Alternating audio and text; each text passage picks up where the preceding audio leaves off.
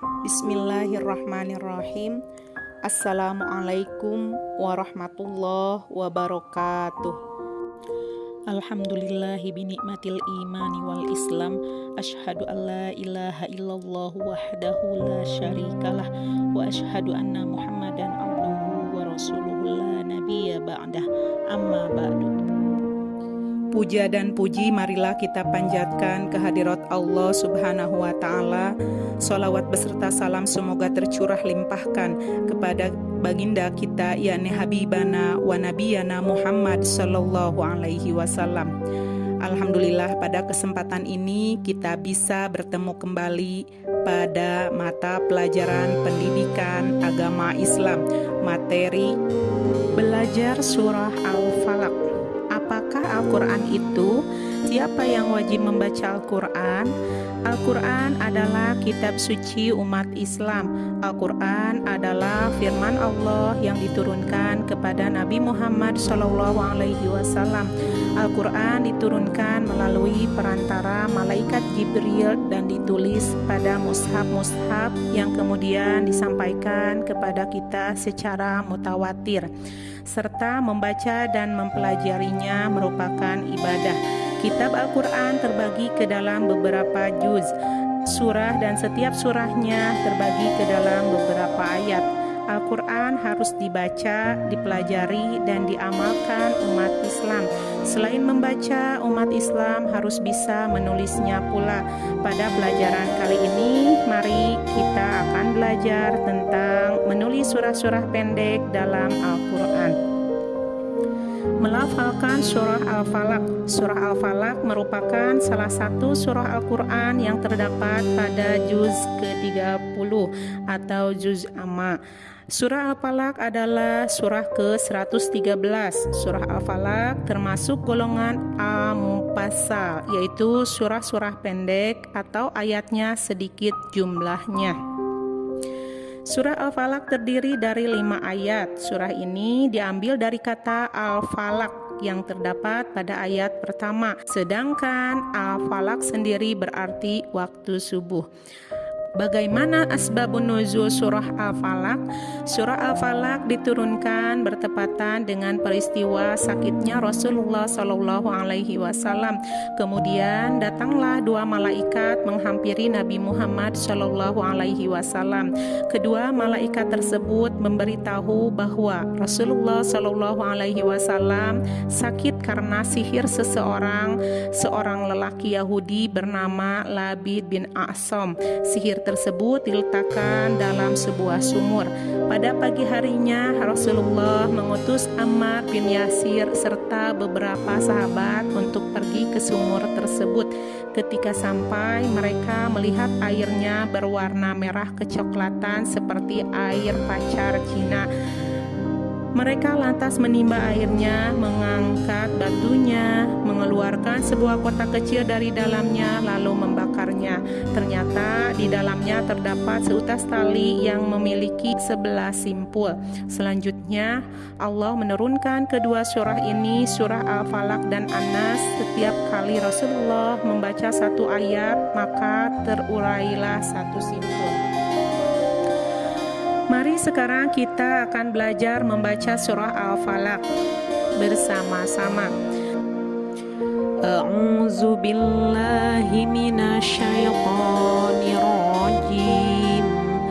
Bismillahirrahmanirrahim. Qul a'udzu birabbil falaq min syarri ma khalaq wa min syarri ghasiqin idza waqab wa min syarri naffasati fil 'uqad wa min syarri hasidin idza hasad. Shadaqallahul azim. Artinya, dengan menyebut nama Allah, Maha Pengasih, Maha Penyayang, katakanlah aku berlindung kepada Tuhan yang menguasai subuh dari kejahatan makhluknya, dan dari kejahatan malam apabila telah gelap gulita, dan dari kejahatan wanita-wanita tukang sihir yang menghembus pada buhul-buhul, dan dari kejahatan pendengki bila ia dengki.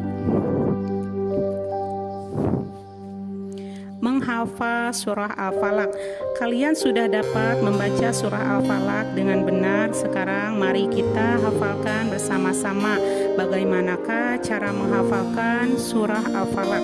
Langkah yang dapat kita tempuh untuk menghafalkan surah Al-Falaq antara lain dengan menghafal penggalan-penggalan kata terlebih dahulu, kemudian menggabungkannya. Setelah melafalkan penggalan-penggalan, lanjutkan dengan melafalkan ayat secara berulang-ulang hingga hafal atau bisa disebut dengan murojaah. Memahami pesan yang terkandung dalam surah Al-Falaq. Surah Al-Falaq menjelaskan tentang perlindungan dari segala bentuk kejahatan. Dalam tafsir Ibnu Katsir, surah Al-Falaq bisa digunakan untuk meminta perlindungan atau isti'azah kepada Allah dari segala kejahatan, baik dari kejahatan manusia, jin, dan sebagainya. Pesan yang terkandung dalam surah Al-Falaq sebagai berikut. 1. Nabi Muhammad dalam kesehariannya sebelum tidur selalu membaca 3 surah Al-Quran, salah satunya surah Al-Falaq. Kemudian setelah membaca 3 surah tersebut, Nabi meniupkan ke telapak tangannya serta mengusapkan ke seluruh tubuhnya.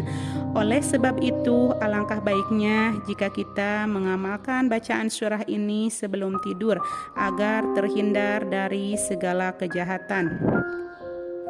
2 surah ini telah menegaskan bahwa sihir itu ada.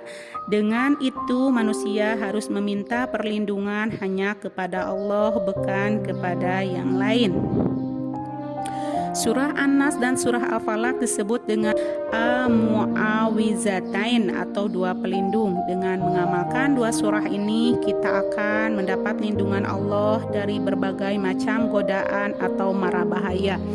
3 surah Al-Falaq juga menegaskan bahwa sifat dengki itu akan membawa kepada keburukan sehingga bisa mengarahkan kepada kejahatan. Oleh karena itu, kita harus menghindarinya serta meminta kepada Allah agar dijauhkan dari sifat tersebut. Dengki, hasad sendiri artinya menaruh perasaan marah, benci, tidak suka karena iri yang amat sangat kepada keberuntungan orang lain. Padanan kata dengki adalah iri, yaitu kurang senang melihat kelebihan orang lain, beruntung dan sebagainya. Contohnya, tidak suka jika orang lain lebih pandai dari kita atau marah jika teman kita mendapatkan prestasi yang tinggi. Dengki sangat dilarang oleh agama Islam. 4. Dalam surah ini Allah Subhanahu wa Ta'ala, Zat yang Maha Esa, disebut dengan Rabbul Falaq, yaitu Tuhannya pagi, subuh, dan seluruh alam.